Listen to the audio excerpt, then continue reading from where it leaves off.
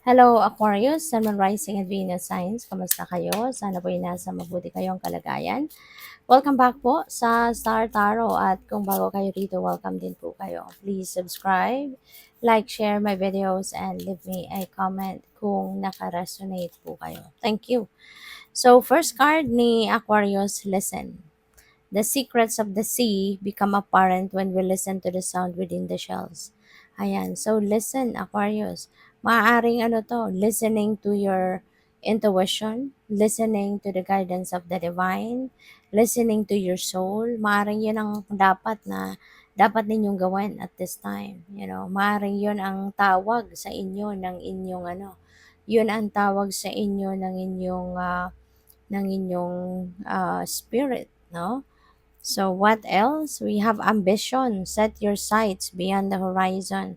Yan. So baka ngayon, baka merong mga ambitions kayo na parang bumabalik, no, sa isip ninyo sa ngayon. Baka meron kayong mga ambitions that you have set, no, sa sarili mo ng mga bata ka pa, ng mga siguro mga high school ka pa or college ka pa, yung gano'n, ano. Basta mga younger years mo, maaaring yun ang babalik sa'yo sa ngayon. No? Feeling ko, meron kang maaalala na, teka lang, diba? Nung mas bata ako, ito, ganito yung gusto ko eh. Ganito yung gusto kong marating, gusto kong maabot, diba? So, maaaring bubuhayin mong muli yan. No? Kaya, parang, mas ano ka ngayon, mas magfo-focus ka dito. You know? So, good luck. We have guidance. Find safety in your beacon's light. Ayan. So, yung guidance na to, that is guidance from the divine. Kaya siguro kayong inaanyayahan dito na pakinggan ninyo yung inyong intuition. Pakinggan ninyo yung intuitive messages, no? Na napipick up ninyo or naririnig kasi that is going to guide you, no, sa kung saan kayo dapat papunta, ano na mga bagay na dapat ninyong gawin, 'di ba? Ano yung mga dapat na priorities ninyo, something like that, no? So, yeah, be guided accordingly. Okay? So, at yeah, lagi ninyong pakinggan yan. Kasi hindi kayo pinapabayaan ng Divine Universe. Lagi siyang nandiyan. Yung spirit team mo, laging nandiyan dyan para gabayan ka, suportahan ka. So, tignan natin kung ano pa ang ganap. And by the way, maraming salamat muna for subscribing. And if you haven't subscribed yet, subscribe na kayo. And also, maraming salamat din for not skipping the ads. Malaking bagay yan sa akin. And also, please click the join button sa baba ng video kung gusto ninyo na mag-join kayo sa membership. Okay? Salamat po. So, first card ni Aquarius, we have Polar Bear. Ayan, Mystic. Maaari, no, na ang iba sa inyo, baka kayo nga ay isang mystic, kayo ay isang psychic, shaman, mga ganyan, you are seer. So, yun, maaari you are going to fully embrace your psychic abilities at this time. Diba? Maaaring marirealize na ninyo yan sa sarili ninyo na, teka lang, it's about time na for me to embrace my psychic abilities. Gamitin ko na to touch other people's lives. Kasi, to pwedeng, alam mo na figure out mo na kung ano yung inyong mission sa buhay, kung ano yung purpose mo in life. Sa ngayon, maaring na-figure out mo na yan, alam mo na yan sa ngayon.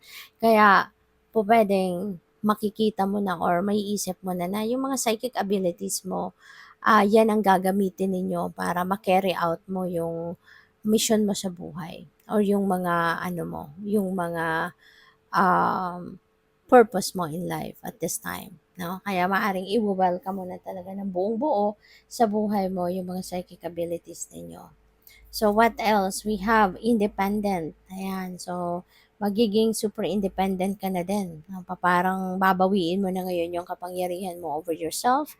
And magiging ka na, susundin mo na ngayon yung kalooban mo. Susundin mo na ngayon kung ano yung binubulong ng isip mo, ng puso mo, ng damdamin mo. Kasi baka dati sobra kang mabait din, ano? At dati talagang pinagbibigyan mo yung mga tao sa paligid mo na sila yung nagdidikta sa'yo kung ano yung dapat mong gawin, sila yung nagdidikta sa'yo kung ano yung kung ano makakabuti sa'yo, 'di ba? So, maaaring pinagbibigyan mo ng pinagbibigyan 'yan mga taong 'yan sa paligid mo. Pero ngayon, maaaring ma-realize mo na teka lang, 'di ba? Ako naman 'to, buhay ko naman ito, kaya might as well, 'di ba? Bawiin ko na yung independence ko, bawiin ko na yung freedom ko, 'di ba? And yun, maaari din, no, na yung maaari din na you will be realizing that you are a natural healer, 'di ba?